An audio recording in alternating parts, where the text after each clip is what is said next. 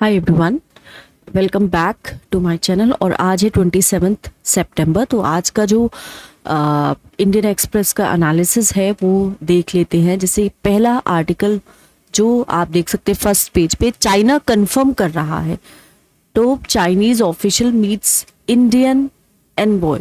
China confirm कर रहा है कि जो एलएसी टॉक्स है वो प्रोग्रेस कर रही है। Some consensus hope to reach mutually acceptable resolution early. ये बयान आया है एक बीजिंग की तरफ से। तो चाइना की जो डिफेंस मिनिस्ट्री है थर्सडे को कहती है कि China and India have been able to reduce differences. जो भी इंडिया चाइना में डिफरेंसेस हो रही हैं, चाहे चाइना का म्यांमार की साइड पे जो है, तो ये लोग म्यांमार की साइड से क्या करते थे, चाइना जो है अपनी एक्सपेंशन जो टेक्निक्स है उसको अपनाता था, और इंडिया में जो नॉर्थ ईस्टर्न स्टेट्स है वहाँ पे हमारे जो बॉर्डर है चाइना के साथ उनको क्या करता था, वहाँ पे अपना कब्जा जमाने की कोशिश करता था। तो चाइना की जो ये टैक्टिक्स है इससे इंडिया हमेशा से ही परेशान रहा है। बट अब ये जो बयान आता है चाइना का कि जो डिफरेंसेस है इंडिया एंड चाइना के बीच में वो रिड्यूस हो रही हैं, और हम कुछ कंसेंसस बिल्ड करने की कोशिश कर रहे हैं on this engaging troops from friction points to end the standoff along the line of actual control in eastern Ladakh. तो क्या है कि वहां पे कहा जा रहा है कि जो ट्रूप्स हैं, जो ईस्टर्न जो लद्दाख है वहाँ पे भी, क्योंकि इसने लद्दाख का जो बॉर्डर है उसमें मिलाने की कोशिश करी है अपनी कंट्री के साथ। तो चाइना क्या चाह रहा है कि हम जो ट्रूप्स वहाँ पे उन्होंने डिप्लॉय कर रखे हैं उसको वो वहां से डिसएंगेज करेंगे, क्योंकि फ्रिक्शंस बहुत ज्यादा हो गई है।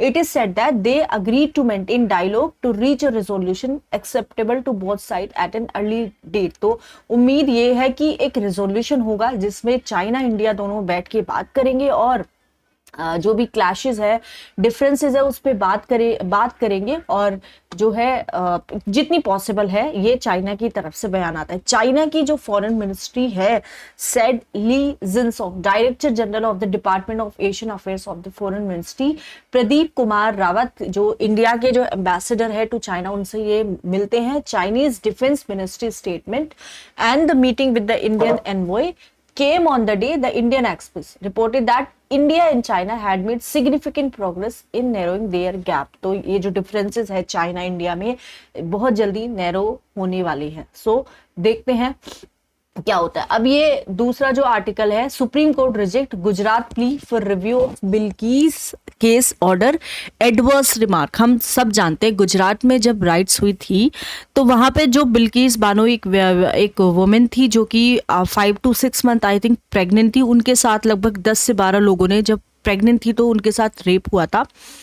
तो इसी मामले में जो है सुप्रीम कोर्ट ने गुजरात प्ली जो है वो रिजेक्ट कर दी है for review of Bilkis order.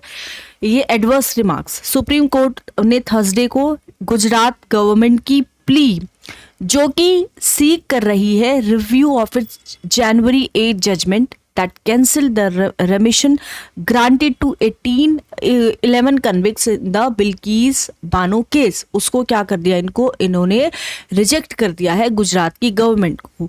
Bench of justice बीवी Nagarthana and Ujjal Buyan said, having carefully gone through the review petitions, the order under challenge and the paper annexed therewith। तो यहाँ पे देखते हैं कि on pending issues along LAC in Eastern Ladakh।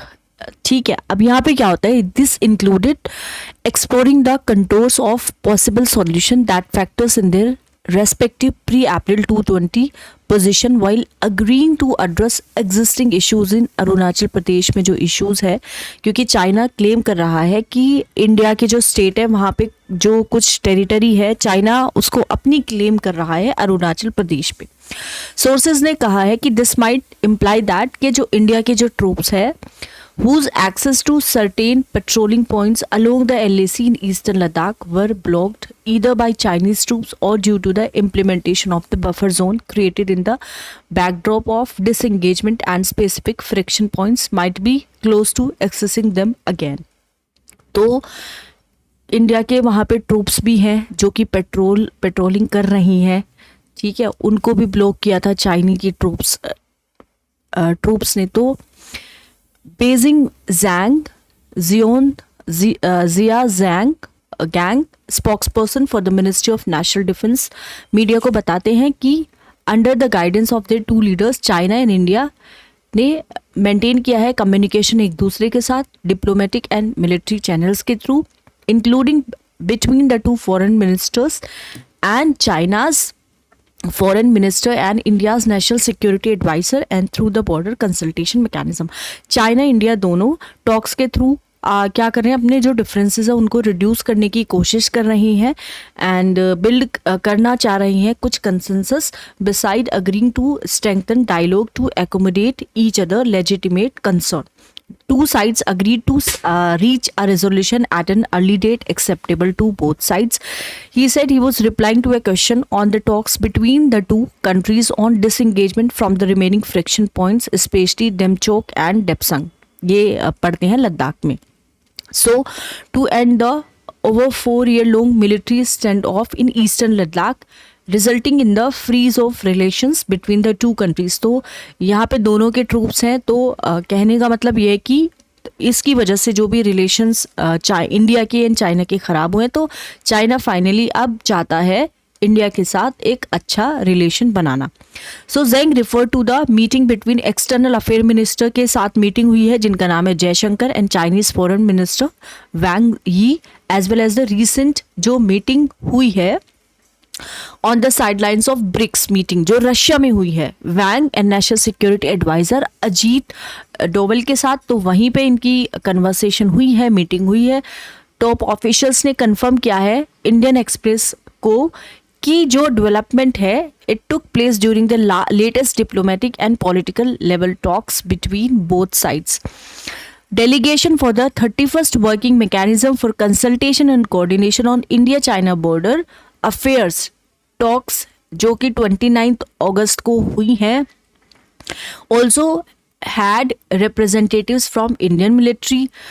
22nd round of military talks हुई है India and China के बीच में at the corps commanders level is now expected to be held shortly to chalk out the modalities, including a time frame of the deployment of troops from either side based on the mutual agreement reached. ठीक है, at present troops जो deploy है LAC के along continue to be on alert, ये एक official ने कहा है, adding that they however are avoiding, ये जो ट्रूप्स वहाँ पे डिप्लॉय कर रखे हैं, they are avoiding confrontation which may create a trust deficit and delay redeployment plans. So as a confidence building measures local commanders of both sides on the ground have also been meeting ताकि जो clashes है वो avoid हो सके. Friction point जैसे कि गैल्वन valley है, north and south banks of Pangong जो गोगरा हॉट स्प्रिंग्स एरिया है, ये have seen some resolution with buffer zones. Legacy issues of Depsang Plains and Demchok remain. Troops at Depsang Plains were blocked from accessing patrol points. So एक question के reply में वो कहते हैं Zhang did not comment on the progress of the disengagement from the remaining areas including Depsang and Demchok, but said both sides will continue to consolidate the outcome. तो अभी confirm ये नहीं है कि इसकी प्रोग्रेस कितनी है, बट वो ये ज़रूर कह रही हैं कि कंसोलिडेशन बिल्कुल यहाँ पे ज़रूर देखने को मिलेगा. हम कंसोलिडेट करेंगे आउटकम्स को. वी हैव रीच्ड एंड हम जो बायलेटरल एग्रीमेंट है उसकी भी रेस्पेक्ट करती हैं, कॉन्फिडेंस बिल्डिंग मेजर्स की रेस्पेक्ट कर रही हैं, ताकि पीस एंड ट्रैंक्विलिटी जो है बॉर्डर्स पे वो रिस्टोर हो सके। सितंबर 12 को जयशंकर ने कहा है कि 75% जो है disengagement problems with China have been sorted out. 75% problem तो यहाँ पे सॉर्ट आउट हो गई है, लेकिन कुछ बिगर इश्यूज भी हैं, उनका सॉर्ट आउट होना यहाँ पे अभी है। ठीक है, been the increasing militarization of the border. Subsequently China की जो फॉरेन मिनिस्ट्री है उन्होंने कहा है कि ट्रूप्स डिसएंगेज हो गए हैं 4 प्लेसेस पे, तो ट्रूप्स हटा दिए गए हैं, जैसे ईस्टर्न लद्दाख है, including Galwan valley and the situation along the borders, ये अब स्टेबल है। वेडनेसडे को जयशंकर ने कहा है न्यूयॉर्क में, When I said 75% जो है प्रॉब्लम वो सॉर्ट आउट हो चुकी है, I was asked in a way to quantify it's only of the disengagement, so that once one part of the problem, the main issue right now is the patrolling. You know how do we both of us patrol up to the line of actual control. Patrolling का जो arrangement है 2020 के बाद disturb हो चुका है, so हम इस चीज़ को सॉर्ट आउट करने की कोशिश कर रहे हैं। Much of the disengagement, the friction points, but some of the patrolling issues जिसको रिजोल्व करना बहुत ज़्यादा ज़रूरी है। जब हम डील कर लेंगे डिसएंगेजमेंट के साथ, सो यहाँ पे लार्जर इशू होगा, as both of us have brought up a very large number of troops up to the border. तो दोनों कंट्रीज़ के जो ट्रूप्स हैं वो यहाँ पे है, so there is that we call the de-escalation issue, and then there is the larger, the next step is really how do you deal with the rest of the relationship, ये कहते हैं जयशंकर। अब यहाँ पे आता है, सो सुप्रीम कोर्ट इसको reject कर रहा है, प्ली को रिजेक्ट कर दिया है। बिल्किस ऑर्डर जो है, बिल्किस का जो केस है उसके ऑर्डर को रिव्यू करने के लिए हम सेटिस्फाइड है कि यहाँ पे कोई भी एरर अपेरेंट नहीं है on the face of the record or any merit in the review petition warranting reconsideration of the order impunged. Review petition are accordingly dismissed pending application, if any shall stand disposed of. State government had sought a review stating that some of the comments in the January 8 judgment were not only highly unwarranted and against the record of the case, but इससे prejudice भी उसने क्या की थी, state को कोस की थी। So review petition termed as extreme observation, court marks in the order that state government acted in tandem and was complicit with respondent number 3 accused Radheshyam Bhagwan Das Shah, जो उन 11 व्यक्तियों में से एक था जो कन्विक्ट था बिल्किस बानो केस में, and killing 7 of her family members during the 2002 riots. उसने उसके साथ जो फैमिली मेंबर्स है उनको मार दिया था। प्ली ने कहा है कि supreme court holding the state of Gujarat guilty, plea ने कहा है कि सुप्रीम कोर्ट होल्ड कर रहा है गुजरात स्टेट को गिल्टी ऑफ अनसरपेशन ऑफ पावर, यहाँ पे कि अपनी जो पावर है उसका मिसयूज किया है, एब्यूज हुआ है डिस्क्रिशन का in its order, is an error apparent on the face of the record, and state said that it was only complying with the May 13, 2022 order of a coordinate bench of the Supreme Court, which held it to be the appropriate government to take a call on the remission request of the convicts, and also issued a mandamus to it to decide the remission application of one of the convicts in accordance with the remission policy of 1992. तो यहाँ पे हिंदी में इसको मैं समझा देती हूँ एक बार। बिल्किस बानो केस में फिर से सुप्रीम कोर्ट पहुंच गई थी गुजरात सरकार, तो सरकार कोर्ट ने खारिज कर दी, जो याचिका उन्होंने डाली थी, प्ली जो डाली थी उसको कोर्ट ने खारिज कर दिया है। ठीक है, अब यहाँ पे क्या हुआ है कि सुप्रीम कोर्ट ने बिल्किस बानो केस में गुजरात सरकार की याचिका खारिज कर दी है। गुजरात सरकार ने ये मांगी थी कि इस केस में दोषियों की रिहाई से जुड़े आदेश में सुप्रीम कोर्ट की तरफ से जो टिप्पणियां की गई थी उनकी समीक्षा की जाए। मतलब जब दोषियों की रिहाई हुई थी तो सुप्रीम कोर्ट ने कुछ टिप्पणियां की थी, तो उनकी समीक्षा की जाए। सरकार ने क्या किया है, गुजरात सरकार ने 8 जनवरी के सुप्रीम कोर्ट के आदेश में स्टेट के खिलाफ की गई कुछ टिप्पणियों के खिलाफ सुप्रीम कोर्ट का रुख किया था। तो सुप्रीम कोर्ट ने कहा था कि गुजरात जो सरकार है उसने अपनी पावर का मिसयूज किया है।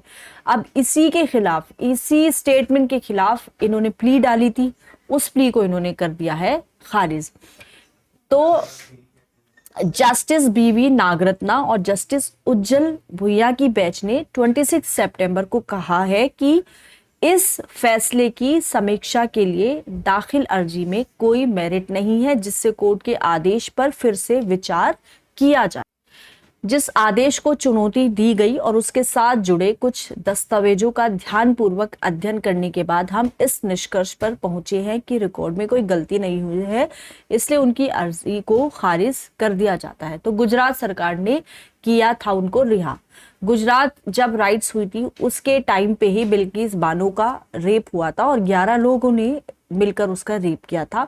उसके साथ साथ 7 लोगों का मर्डर हो जाता है उनकी फैमिली के। उनकी जो 3 साल की बच्ची थी, जो इतनी छोटी थी, उसकी भी पटक पटक कर उसकी हत्या कर दी जाती है। जिसके बाद क्या होता था, 2008 में सीबीआई की स्पेशल कोर्ट ने 11 दोषियों को उम्र कैद की सजा सुनाई थी। 2022 को गुजरात सरकार ने अपनी क्षमा नीति के तहत उन्हें रिहा कर दिया था। 2022 को ये जो 11 जो लोग थे जो कि कल्प्रिट थे, उनको गुजरात सरकार ने क्षमा नीति के तहत उनको माफ कर दिया था, जिसका आपने देखा होगा कि काफी उसके खिलाफ प्रोटेस्ट भी हुआ, काफी लोगों में गुस्सा आया। 30 नवंबर 2022 को सुप्रीम कोर्ट में गुजरात सरकार के इस फैसले के खिलाफ एक याचिका आती है। इस पर फैसला 8 जनवरी 2024 को आता है। उस टाइम पे सुप्रीम कोर्ट ने गुजरात सरकार का आदेश पलट दिया था। सभी दोषियों को जो उनको छूट दी गई थी उसको रद्द कर दिया। कहा गया था कि पीड़िता की तकलीफ समझना बहुत ज्यादा जरूरी है। अपराध का एहसास होने के लिए सजा दी जाती है और गुजरात सरकार ने समय से पहले ही उन्हें यहाँ पे रिहा कर दिया। कोर्ट ने 21 जनवरी तक दोषियों को सरेंडर करने का आदेश भी दिया था। सुप्रीम कोर्ट के इस फैसले पर गुजरात सरकार की तरफ से एक प्ली गई थी। तो गुजरात गवर्नमेंट का तर्क था, उनका कहना था कि सुप्रीम कोर्ट ने अपने आदेश में राज्य को विवेक के दुरुपयोग का दोषी ठहराया था। सरकार ने रिकॉर्ड में त्रुटि की बात कही थी, हालांकि कोर्ट ने उनकी याचिका को यहाँ पे खारिज कर दिया। We fail to understand. तो कोर्ट ने कहा है कि हम इस चीज को we fail to understand as to why the state of Gujarat did not file a review petition seeking correction of the order dated May 13, 2020. Had the state of Gujarat filed an application seeking review of the said order and impressed upon this court that it was not the appropriate government but the state of Maharashtra. So यहाँ पे ये है कि जो state है महाराष्ट्र का appropriate government है under section 432 clause 7 of CRPC to decide on the remission application. A bare perusal of the judgment dated 13/5/2022 would show that categorical submission was made by the state of Gujarat that since the trial has been concluded in the state of Maharashtra, the expression appropriate government as referred to under section 432 of CRPC would be the state of Maharashtra. तो ये जो trial है वो महाराष्ट्र में हो रहा है।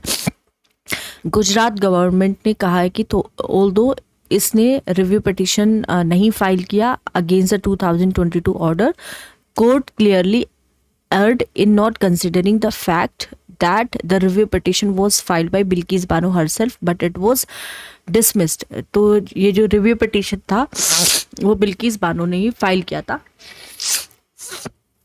Pre ने कहा है कि टॉप कोर्ट फेल हो चुका है अप्रिशिएट करने के लिए that all the correct facts as well as the relevant judgment were placed before in the review petition and added that state filling the reviews was not only unnecessary and the order dated December 13, 2022 dismissing Bilkis Bano review petition. तो यही है इसमें मोटा मोटा। Okay, सो अब India, Brazil, south Africa call for action against terror groups proxies, condemning terrorism in all its form and manifestation. India, Brazil and south Africa Thursday को एक meeting होती है जहाँ पे ये मीटिंग में कहते हैं कंसर्टेड एक्शन होना चाहिए against all the UN listed terrorist and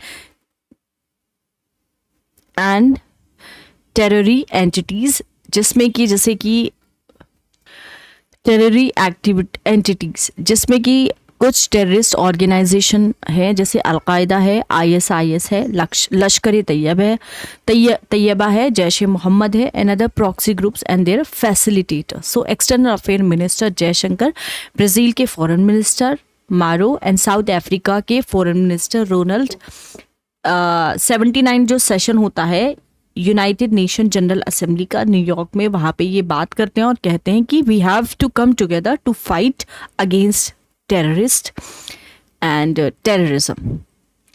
so joint statement by the India, Brazil, South Africa grouping said ministers condemn कर रही हैं टेररिज्म को in all its form and manifestations where committed and by whomsoever. They concurred that terrorism a global scourge है that must be fought and that terrorist safe havens eliminated in every part of the world. They reaffirmed that the fight against terrorism must be carried out with full respect for international law, in particular Charter of the UN Rights Law. They called upon the international community to establish a broad international counter-terrorism framework in accordance with the principle of international law. तो terrorism एक बहुत ही important यहाँ पे मुद्दा है and we all know that के पूरे वर्ल्ड को कितना सफ़र कर रहा है टेररिज्म की वजह से. तो यहाँ पे तीनों कंट्री के जो फॉरेन अफेयर मिनिस्टर्स है वो बात करते हैं और कहते हैं कि जो United Nations and international human rights के लॉ के हिसाब से हमें कुछ फ्रेमवर्क को प्रिपेयर करना है ताकि हम काउंटर कर सके टेररिस्ट एक्टिविटीज़ को. So Union Environmental Ministry in its counter affidavit to the NGT Eastern Zone Bench stated that clearance granted for the Great Nicobar Infrastructure Project ने वायलेट नहीं किया है आयरन कोस्टल रेगुलेशन जोन को. Notification 2019 and NGT orders to revisit the project green clearance have been compiled with. Ministry ने file की है application with NGT seeking a larger bench of 6 member ताकि जो पिटीशन है प्रोजेक्ट के regarding जो चल रही है उसको सुनने के लिए. Answering respondent have revisited that environmental clearance and compiled with the directions of NGT and the HPC ने कंक्लूड किया है कि environmental clearance and CRZ coastal regulation zone adhere to the instant statutory provisions in this regard. Ministry's counter affidavit ने state किया है. Submission in response to 2 petitions filed by environmental activist Ashish Kothari were based on the report of high-powered committee formed after the April 2023 NGT direction. One of Kothari's pleas sought the exclusion of the project activities from ICRZ-IA due to alleged violations of ICRZ notification 2019, while another alleged that ministry had not complied with the NGT orders on revisiting the project clearance. Ministry submitted that it had formed the HPC, which convened 3 meetings between April and July 2023 and conducted a thorough re-examination of issues raised in the appeal against project clearances to ascertain whether any part of the project fell in ICRZ-IA area. National Center for Sustainable Coastal Management carried out a ground truthing exercise in June 2023 and concluded that no part fell in ICRZ-IA area. So ये है. अब मैं इसका जो backdrop है वो मैं आपको एक बार एक्सप्लेन कर देती हूँ. तो ये जो ग्रेट निकोबार इंफ्रास्ट्रक्चर जो प्रोजेक्ट है, इसके तहत क्या हुआ था, जो डेवलपमेंटल और जो सिक्योरिटी से रिलेटेड प्रॉब्लम है उनसे उनका हवाला दिया गया था। इसके खिलाफ कुछ कानूनी तर्क भी लिए गए थे।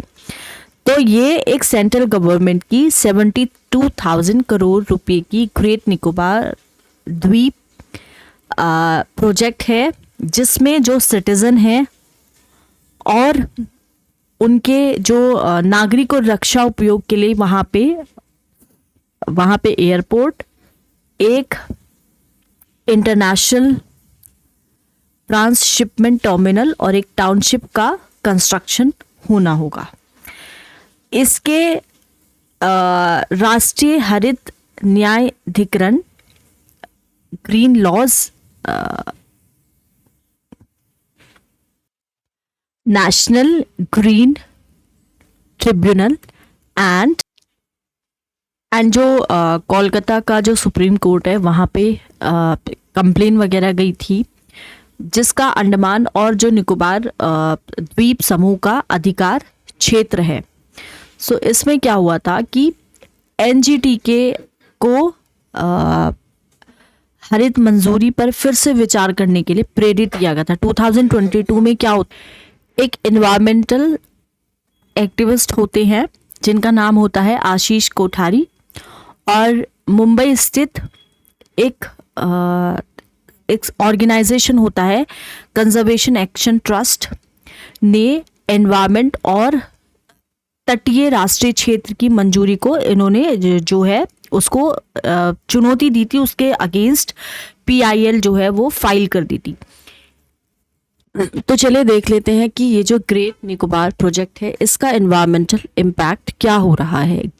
Central government vide letter dated 27/10/2002 ने अकॉर्ड किया था in principle stage 1 approval for diversion of 130.75 square kilometre forest land, जो कि सस्टेनेबल डेवलपमेंट के लिए यूज होगी ग्रेट निकोबार आइलैंड में।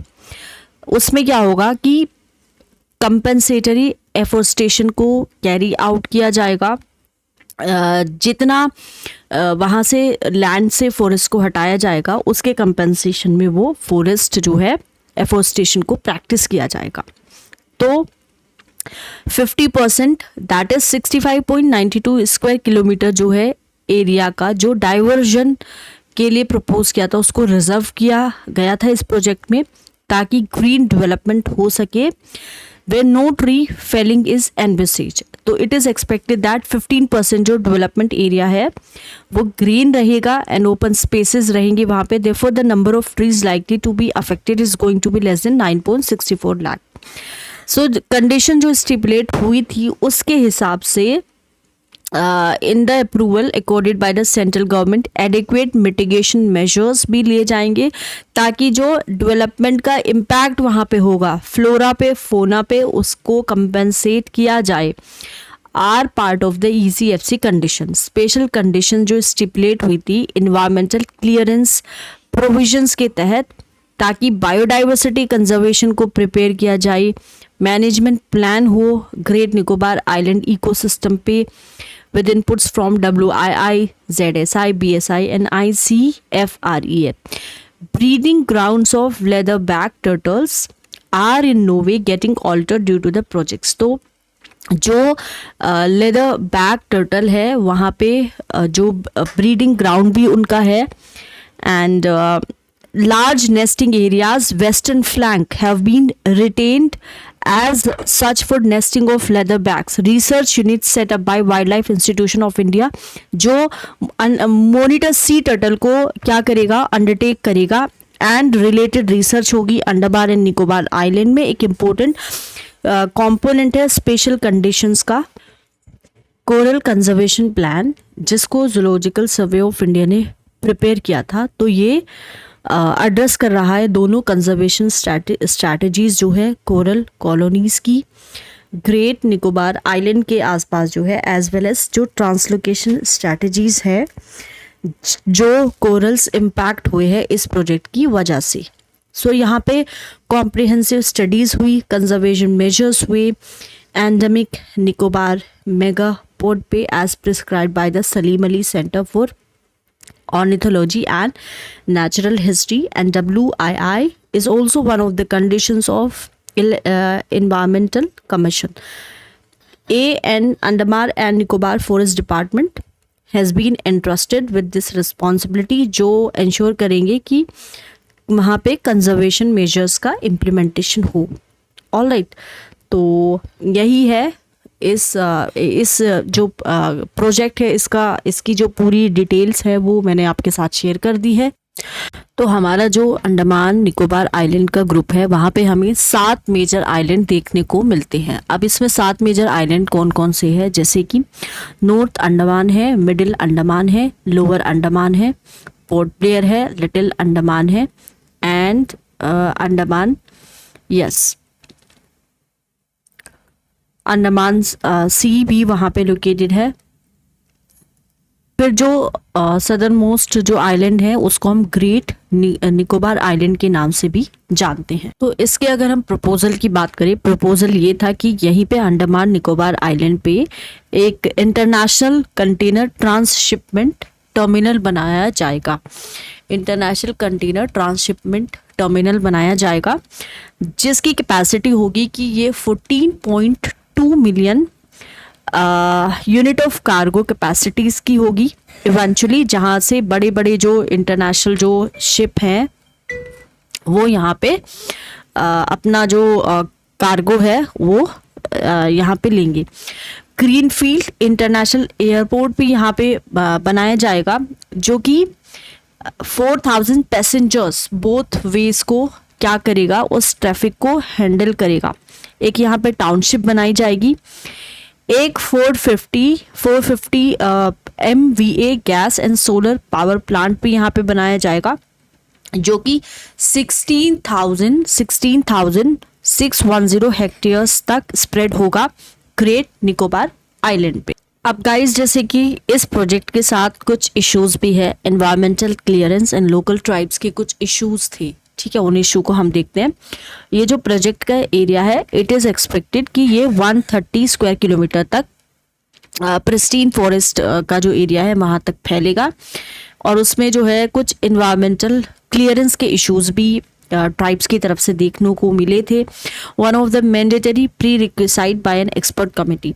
गवर्नमेंट ने कहा था पार्लियामेंट में, अगस्त 2023 की बात हो रही है, कि 9.6 लाख जो ट्रीज है वो यहाँ पे काटे जाएंगे as for the project, but compensatory afforestation for the loss of this unique rainforest ecosystem has been planned in the state of Haryana, thousands of kilometers away and in vastly different ecological zone. उन्होंने कहा था कि यहाँ से लगभग 9.6 लाख पेड़ों की कटाई होगी. लेकिन प्रोजेक्ट में गवर्नमेंट ने कहा था प्रोजेक्ट इम्प्लीमेंटेशंस कराने के लिए कि हम हरियाणा की जो स्टेट है जो वहाँ से 1000 ऑफ किलोमीटर्स दूर है वहाँ पे हम जो कंपेंसेशन देंगे, कंपेंसेशन कैसे देंगे, जितने पेड़ हमने काटे हैं उतने ही लगभग हम वहाँ पे हरियाणा के स्टेट पे लगाएंगे. तो वहाँ से बहुत सारे जो है काफ़ी लोग इस प्रोजेक्ट के अगेंस्ट भी थे. ये जो इश्यूज थे बैकबोन थे लीगल चैलेंज का, being educated at the national green tribunal, following which the court constituted N expert committee. Court ने फिर क्या हुआ था, एक एक्सपर्ट कमेटी को बनाया हेडेड बाय द सेक्रेटरी जो है ऑफ द एनवायरमेंटल मिनिस्ट्री, की जो एस्पेक्ट क्या है इस क्लियरेंस का आप उसको इन्वेस्टिगेट करो. इसके जो तो नेशनल ग्रीन ट्रिब्यूनल में इस केस फाइल हुआ था. काफ़ी जो अपोजिशन पार्टीज़ हैं उन्होंने भी अपोजिशन किया था इस प्रोजेक्ट का. कांग्रेस की तरफ से डिमांड आई थी कि यहाँ पे जो क्लियरेंसेस है उसका विड्रॉल हो, मतलब जो जितने पेड़ काटे जाएंगे इस प्रोजेक्ट की वजह से, निकोबार इंफ्रास्ट्रक्चर प्रोजेक्ट की वजह से, तो कांग्रेस बिल्कुल इसके अगेंस्ट थी. 4 अगस्त को एनजीटी ने फाइंडिंग्स रखी थी, जो नेशनल ग्रीन ट्रिब्यूनल्स है उसकी जो फाइंडिंग थी वो पब्लिक हुई थी. तो वहाँ पे कहा गया था ये जो हाई पावर्ड कमेटी जो अपॉइंट की गई थी नेशनल ग्रीन ट्रिब्यूनल ने, उसने कहा था कि ये जो प्रोजेक्ट है वो कहाँ पे कंस्ट्रक्शन हो रहा है, वो जो रेस्ट्रिक्टेड एरिया है वहाँ पे नहीं कंस्ट्रक्शन होगा इस प्रोजेक्ट का। एंड जो प्रपोज ट्रांसशिपमेंट पोर्ट है ये आइलैंड कोस्टल रेगुलेशन जोन के जोन में नहीं फॉल कर रहा है, जहाँ पे पोर्ट्स का बनना प्रोहिबिटेड है, बल्कि इस प्रोजेक्ट का कंस्ट्रक्शन होगा ICRZIB जोन में, जिसको हम बोलते हैं island coastal regulation zone IB, जहाँ पे ये जो प्रोजेक्ट है वो परमिटेड है। तो ये जो प्रोजेक्ट है ये PPP मोड में बिल्ट होगा। Ministry of ports, shipping and waterways had projected that 41,000 crore rupees approximately लगेंगे इसमें। और ये port would be develop through a mix of government funding, और ये फंडिंग कहाँ से आएगी, गवर्नमेंट देगा, कुछ पब्लिक प्राइवेट पार्टनरशिप है, कुछ कंपनीज है जो कि इस प्रोजेक्ट के लिए फंड दे रही हैं। तो लगभग 11 कंपनीज है जो फंड देंगी, जैसे कि Larsen and Toubro limited, Afcons infrastructure limited, JSW infrastructure limited ने अपना इंटरेस्ट जगाया है, कहा है कि हम इस प्रोजेक्ट को फंड करेंगे। इस प्रोजेक्ट का बहुत ज़्यादा इकोनॉमिक बेनिफिट्स हैं, जैसे कि पोर्ट स्ट्रैटेजिकली लोकेटेड है इंटरनेशनल ट्रेड रूट पे, नियर मेजर ट्रांसशिपमेंट टर्मिनल जैसे कि सिंगापुर, लैंग एंड कोलंबो। ये it is designed to handle up to 16 million containers annually. First phase जो कॉस्ट करेगी 18,000 crore is expected to operational by 2028 and will handle over 4 million containers. तो India के पास कोई भी ऐसा पोर्ट नहीं है, इतने बड़े लेवल का पोर्ट नहीं है, ये पहला पोर्ट होगा जिससे काफ़ी इकोनॉमिक बेनिफिट इंडिया को मिले। तो प्रॉब्लम क्या होती थी कि जो भी सामान आता था या तो उसको कोलंबो पोर्ट जाना होता था श्रीलंका में, या फिर सिंगापुर पोर्ट में उसको जाना पड़ता था, या फिर चाइना का जो हांगकांग पोर्ट है वहाँ पे जाना होता था, और वहाँ से छोटे छोटे जहाज़ों में सामान डलकर भारत में उसको फिर लाया जाता था। तो डायरेक्टली जो सामान है वो इंडिया में नहीं आता था, क्योंकि हमारे पास बड़े लेवल का पोर्ट नहीं है। दूसरा इस प्रोजेक्ट का बेनिफिट होगा जियोपॉलिटिक्स पॉइंट ऑफ व्यू से भी। India is wary of buildup of Chinese maritime forces at Indo Pacific choke points of specially Malacca, Sunda and Lombok. हम जानते हैं कि चाइना ने अपनी मिलिट्री को रखा हुआ है इंडो पैसिफिक चोक पॉइंट्स पे, मलक्का में भी है, सुंडा में भी है, लोम्बोक में भी है। चाइना अपना अटेम्प्ट कर रहा है अपने जो कब्जा है इस रीजन में रखने का, तो इंक्लूड्स कर रहा है includes building a military facility at Coco island lying just 55 kilometre to the north of the Andaman and Nicobar island. China attempt कर रहा है, तो चाइना की स्ट्रैटेजी क्या है कि जो कोको आइलैंड है वहाँ पे एक मिलिट्री फैसिलिटी बिल्ड करेगा जो कि 55 किलोमीटर नॉर्थ है अंडमान एंड निकोबार आइलैंड की। तो हम लोगों ने इस प्रोजेक्ट को साउथ अंडमान निकोबार आइलैंड के जो सदर्न रीजन है वहाँ पे हमने इसको कंस्ट्रक्ट करने का इंडिया ने इसीलिए सोचा है, क्या ताकि जो आर्मी है नॉर्थ जो रीजन है वहाँ पे आर्मी लोकेटेड है इस आइलैंड के, वहाँ पे हम आर्मी को काउंटर कर सकें। So that's all about this project. तो ये जो आर्टिकल है ये है एम्प्लॉयमेंट से रिलेटेड, और इसमें हम देखते हैं एम्प्लॉयमेंट से रिलेटेड है। सो आरबीआई जो है इंडिया का हैज पेग्ड दैट कि इंडिया की जो इकोनॉमी है वो 7.2% ग्रो होगी इस साल। Medium term forecast such as those by the IMF international monetary fund expect कर रही है कि जो मोमेंटम है वो कंटिन्यू होगा ओवर द कमिंग ईयर। ये IMF ने कह दिया है कि इकोनॉमी ग्रो करेगी कमिंग ईयर्स में, बट कंसर्न क्या है, कंसर्न है over the lack of quality job continues to persist. Job की जो अपॉर्चुनिटीज है उसकी बहुत बड़ी प्रॉब्लम है, state of labor market in India as per the recently released periodic labor force survey. At the aggregate level, labor force participation rate 49.8% थी हमारी 2017 से 18 के बीच में। 60% हो गई अब हमारी लेबर फोर्स 2023-24 में। सो ये किस वजह से है? इट इज़ बिकॉज ऑफ कि फीमेल का जो पार्टिसिपेशन है वो भी इंक्रीज हो चुका है। स्पेशली अगर हम बात करें रूरल एरियाज में, it has risen from 24.6% to 47.6% over this period. तो ये जो फीमेल पार्टिसिपेशन जो बढ़ा है, it may be point to a sign of distress. Women बाहर आ रही हैं ताकि जो अपनी जो हाउस होल्ड की इनकम है उसको ऑगमेंट कर सके, इंक्रीज कर सके। सो शेयर जो है विमेन का engage in salaried employment has fallen. ये जो विमेन का शेयर है वो डिक्रीज हो चुका है। So which is a great concern. ज़्यादा से ज़्यादा विमेन अब इंगेज्ड है सेल्फ एम्प्लॉयमेंट में।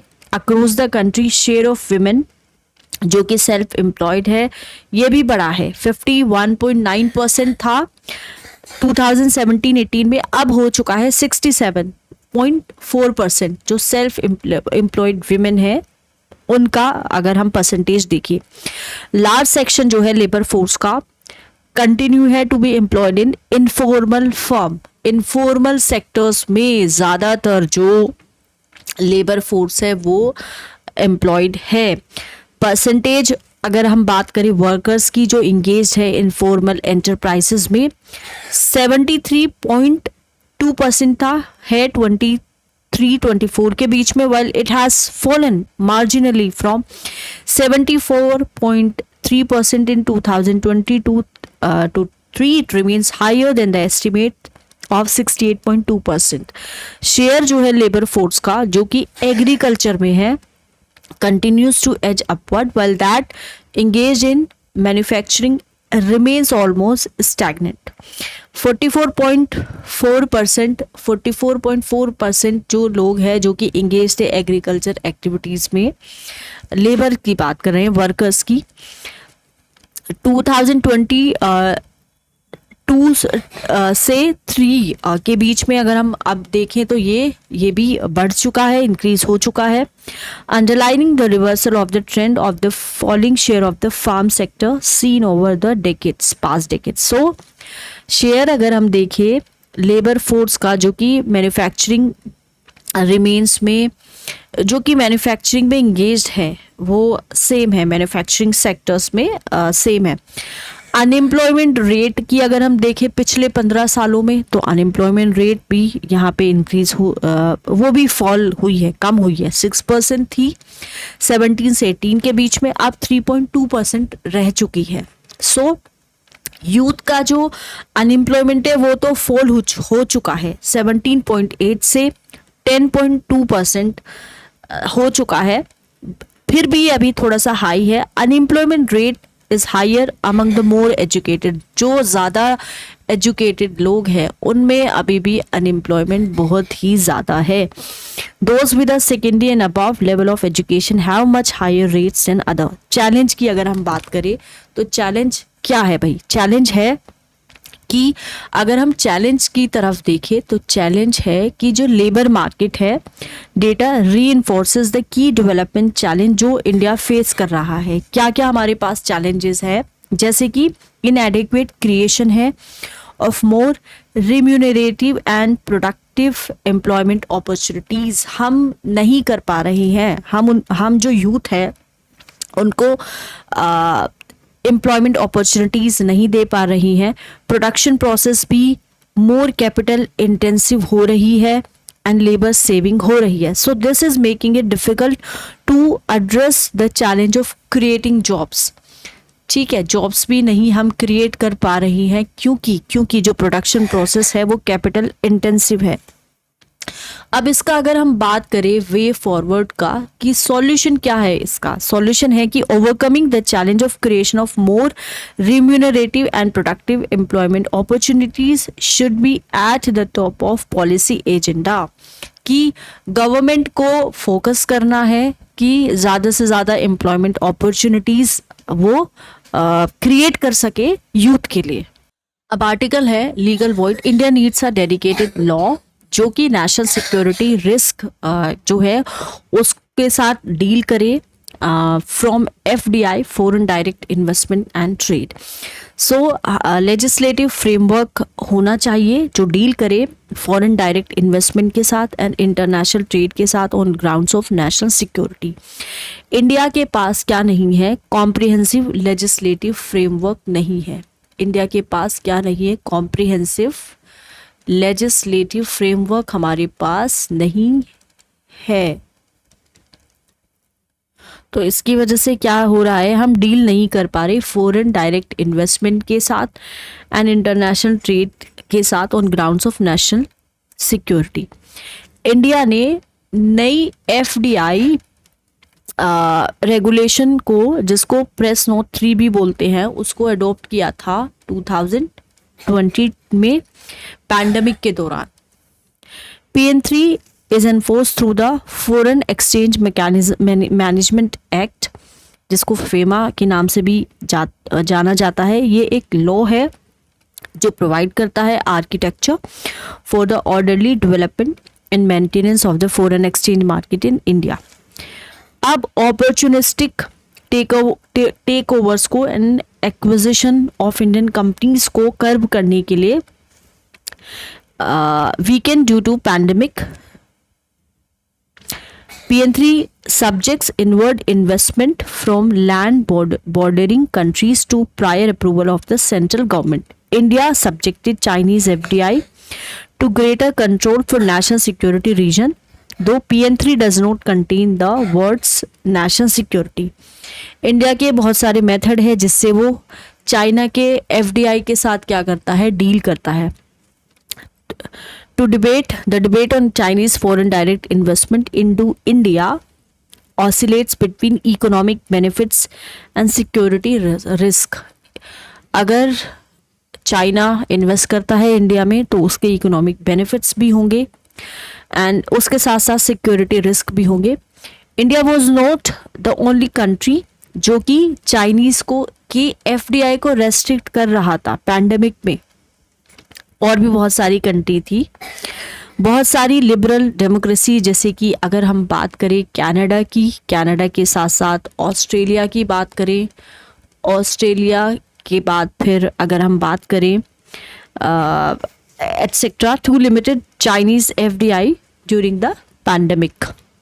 सो इन कंट्रीज़ ने क्यों किया था ऐसा इसलिए किया था ताकि डेडिकेटेड लीगल प्रोविजंस के अंडर हमारे पास, उनके पास डेडिकेटेड लीगल प्रोविजंस थे जो कि FDI से जो रिस्क आते हैं उनके साथ डील कर सके and may pose to national security. Foreign exchange management act की अगर हम बात करें, जिसको हम फेमा के नाम से भी जानते हैं,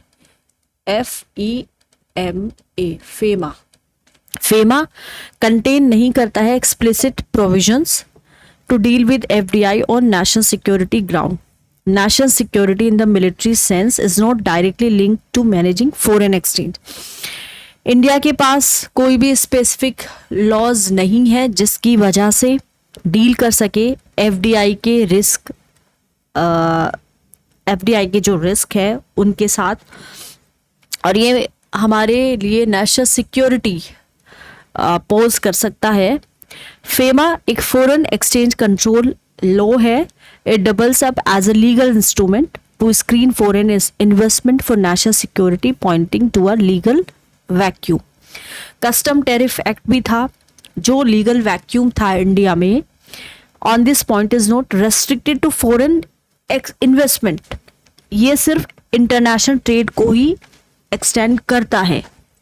सो इंडिया रिलाई करता है, India relied upon section 8A clause 1 of the custom tariffs act. Custom duties को इंक्रीज करने के लिए जितना भी पाकिस्तानी इम्पोर्ट है टू 200% आफ्टर पुलवामा अटैक।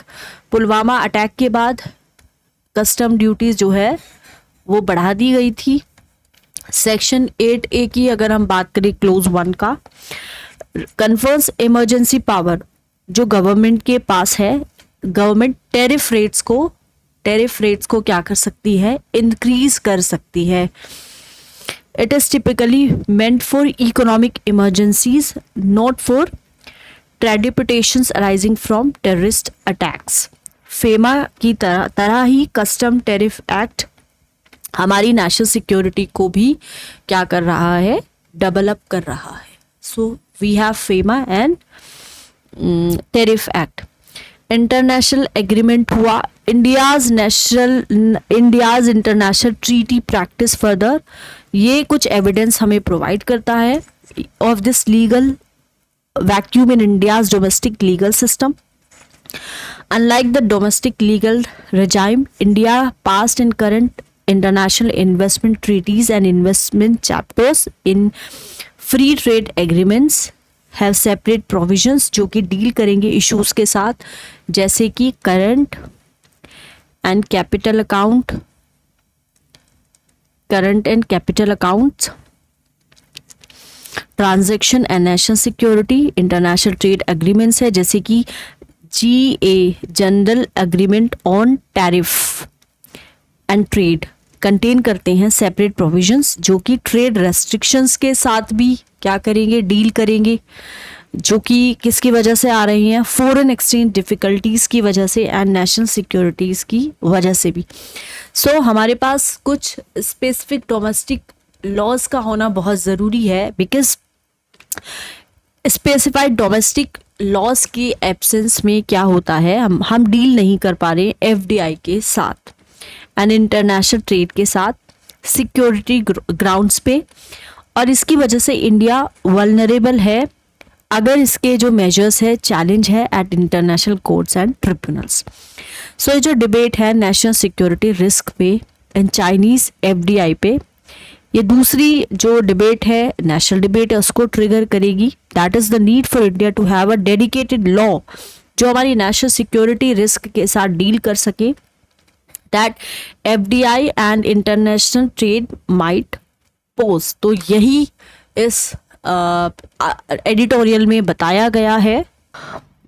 यहाँ पे यह है कि जापान का जो सेल्फ डिफेंस फोर्स है, it sailed through the Taiwan straight on Wednesday for the first time in a historical move that angered Beijing and marked the latest tussle between the neighbors, accusing each other of escalating tensions in the region. Japan Yomiuri newspaper reported on Thursday that SDF destroyer Sazanami किया Taiwan strait को from the east China sea on Wednesday morning to send a message to Beijing, spending more than 10 hours sailing southward to complete the passage. So transit was conducted in concert with naval ship from Australia and New Zealand. Paper said, citing multiple government sources, it added that 3 nations navies were scheduled to hold joint exercises in the South China Sea starting on Thursday. Japanese Chief Cabinet Secretary Yoshimasa Hayashi declined to comment on the report while expressing concern about China's increased military activity in the region. We have a strong sense of crisis that airspace violations have occurred one after another over a short period, he said. Japan has responded to stepped up Chinese military activity with a defense build-up, it says, aimed to deter Beijing from using military force to push its territorial claim in the region. Lin Xian, a spokesperson for China's Ministry of Foreign Affairs, criticized the passage, saying it went against a mutual understanding of one China principle. The Chinese side is alert to the political intentions of the Japanese side and has lodged solemn representation. We urge the Japanese side to honor its commitment on the Taiwan issue, be cautious in words and deeds, and refrain from obstructing Sino-Japan relations and peace in the Taiwan Strait, he said. New Zealand separately said that naval vessels from the country and Australia sailed through Taiwan Strait on Wednesday. तो कहने का है कि चीन की जो हरकत है उसका जापान ने करारा जवाब दिया है। हिस्ट्री में पहली बार ताइवान स्ट्रेट में भेज दिया अपना Japan destroyer. Okay. Indian startup at the heart of the country's first national security fab. So prime minister Narendra Modi and United state president Joe Biden ने अनाउंस किया था कि यहाँ पे क्या होगा, इंडिया में एस्टेब्लिशमेंट होगा एक सेमीकंडक्टर फैब्रिकेशन प्लांट का। So focus on meeting defence and national security needs. तो ये क्या करेगा, national defence and national security जो है उसकी जो नीड्स है उसको मीट करेगा। सो भारत सेमी एंड थर्ड आई-टेक इसका नाम होगा। From being incubated at the Indian institute of technology in Delhi to securing a place at prestigious accelerator at the University of California in Berkeley just 4 years ago, Bharat Semi and its holding entity Third I-Tech एक Indian startup है जिसका focus होगा कि chips को design करेंगे specially military and defence purpose के लिए। Now firm started by Rinda Kapoor जो कि एक बायोलॉजिस्ट है, विनायक दलमिया इकोनॉमिस्ट है, मुकुल सरकार एक एकेडमिक है, is going to be at the heart of designing chips and getting them manufactured at the country's first fabrication plant focused on national security. तो ये लोग इसको डिज़ाइन करेंगे चिप्स को और फिर उसका जो मैन्युफैक्चरिंग है वो इसका स्टार्ट होगा, फोकस्ड रहेगा नेशनल सिक्योरिटी पर, of course with help from technology and equipment provided by the united state. और इक्विपमेंट कहाँ से आएंगे, यूनाइटेड स्टेट से, यूनाइटेड स्टेट्स सप्लाई करेगा। कपूर का जो फर्म को फाउंडर एंड चीफ कपूर जो कि फर्म के को फाउंडर है, चीफ एग्जीक्यूटिव है, उन्होंने इंडियन एक्सप्रेस को बताया है एक फ़ोन कॉल पे that they were first introduce to the US armed forces by the Indian government as part of the old defence trade technology initiative in 2019। एक साल बाद फर्म का सिलेक्शन हुआ एक एक्सेलरेटर प्रोग्राम के लिए जो कि होस्ट हुआ था यूनिवर्सिटी ऑफ कैलिफोर्निया में, एंड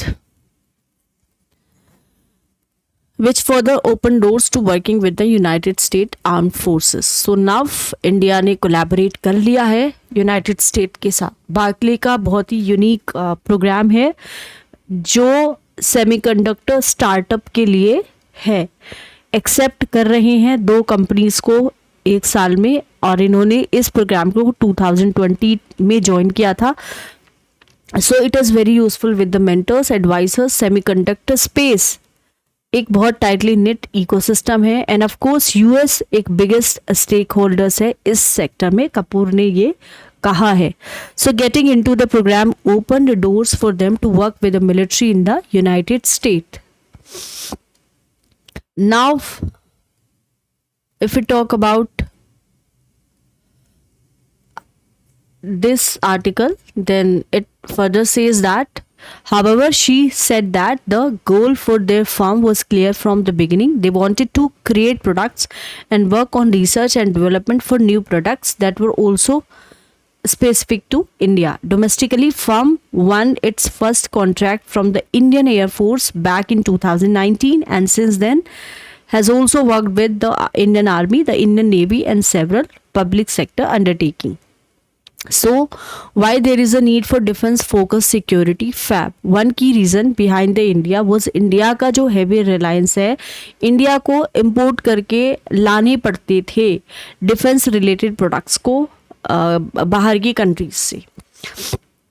सो स्पेशली सेमीकंडक्टर्स हमको इंपोर्ट करके लाने पड़ते थे, तो हमें हाई डॉलर में इंडिया जो है वो पेमेंट करता था, जिसकी वजह से हमारा जो मनी है वो कैपिटल का हमारा जो मनी है वो कहाँ पे फ्लो कर रहा था, बाहर की कंट्रीज में। So defence sector require very niche specific product. One should not look at them from a 28 nanometre or a 45 nanometer process point of view. For example, every missile seeker that is made in India today require करती है एक imported semiconductors को। So the seekers themselves cannot be manufactured if tomorrow a country puts their hands up, which is why we need to have indigenous capabilities, Kapoor said. उन्होंने कहा है कि अगर suppose करो हमें बाहर की जो कंट्रीज़ है वो मना कर देती है सेमीकंडक्टर्स देने के लिए, अगर अपने हाथ खड़े कर देती है, सो हम जो है अपना जो मिसाइल है वो मैन्युफैक्चर ही नहीं कर पाएंगे. Kapoor said that Indian army is blind at night, हम अंधे हो जाते हैं रात में. We also have conditions of huge amount of fog, बहुत सारा जो फॉग होता है उसको भी फेस करना पड़ता है. Indian army 30,000 night vision scopes को एक साल में क्या करता है, बाय करता है. So those are critical supply chain vulnerabilities. हम चाहते हैं डिपेंडेंसीज को प्लग करना. हम नहीं चाहते कि हम अपनी जो डिफेंस से रिलेटेड जो भी इक्विपमेंट है वो हम बाहर की कंट्रीज से ले. हम चाहते हैं कि हम ये अपनी कंट्रीज में ही इनको मैन्युफैक्चर करें. Apart from designing chips there is a second part to semiconductor independence, the actual fabrication itself. Kapoor ने कहा था कि जो इंडिया यूएस के साथ जो डील हुई है फैब को सेटअप करने की, ये फोकस कर रहा है नेशनल सिक्योरिटी पे, and it is going to be very crucial step forward given the nature of chip businesses and their priorities. When you look at the compound semiconductor, they are very different beast. There is no pure play foundry model, no TSMC equivalent where I can just send a design of my chips to get them manufactured, and I can send my chips to one, they will manufacture it and send it back. Especially on the military side, typically those that own the fab are the ones that do the designing and sell the product, so it's much more close knit than the other model. Kapoor ने ये एक statement में कहा है. So compound semiconductors essentially semiconductors है that made from two or more elements, जैसे कि silicon chip का यूज किया जाता है जो सिंगल एलिमेंट से बनाए जाते हैं. बहुत एक्सपेंसिव हो जाते हैं. Compound semiconductors can do things that simply are not possible with silicon account of their fundamental materials and special properties of the crystals that make up these chips. So with the latest deal with US, हम जो manufacturing technology है उसको India में लेकर आएंगे so that हम design कर सकें, मैन्युफैक्चर कर सकें चिप्स को अपने मिलिट्री राइट के लिए here in India. We have committed to the government that any Indian company that wants to work in this space we will give them capacity. Kapoor ने ये भी कहा है. सो प्लांट सेटअप होगा और इसका सपोर्ट मिलेगा. इसको कौन सपोर्ट करेगा? इंडिया से भी सपोर्ट मिलेगा इंडिया सेमीकंडक्टर मिशन से, which over a 50% capex subsidy to chip related projects पे सब्सिडी भी दी जाएगी और ये सब्सिडी होगी 50%. About the plant are currently unknown. For instance, its location in India. अब यहाँ पे ये जो लोकेशन है वो कहाँ पे होगी ये अभी अननोन है. Dholera chip unit. PM meets top official of Tata Sons PSMC. Prime minister Narendra Modi की मीटिंग होती है Tata Sons and Taiwan based Powerchip semiconductor manufacturing corporations के टॉप ऑफिशियल्स के साथ. सो ये लोग क्या कर रही हैं? ये लोग सेमीकंडक्टर मैन्युफैक्चरिंग प्रोजेक्ट बना रही हैं गुजरात में, जिसको गुजरात का एक एरिया है ढोलावीरा. तो मीटिंग बहुत अच्छी होती है. लीडरशिप टीम आती है टाटा सन्स की एंड PSMC की.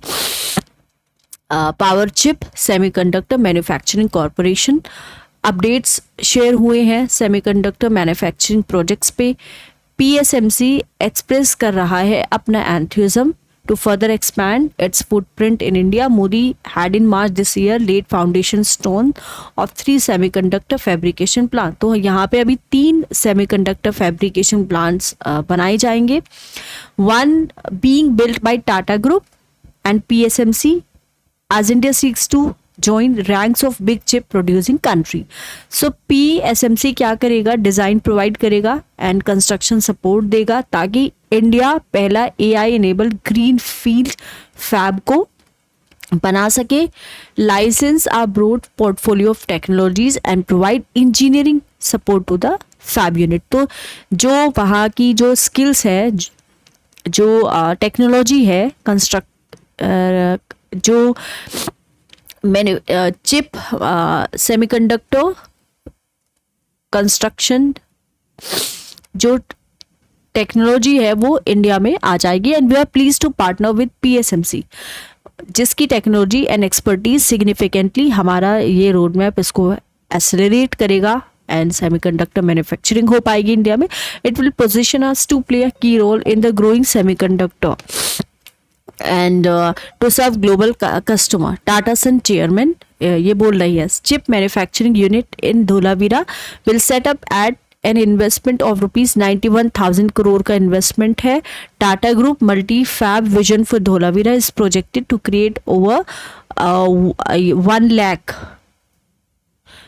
skilled jobs. Statement said this partnership represent a win-win situation as it positions PSMC and the Taiwanese ecosystem to gain a significant first mover advantage in the rapidly expanding Indian market while helping India achieve self-reliance in semiconductor manufacturing.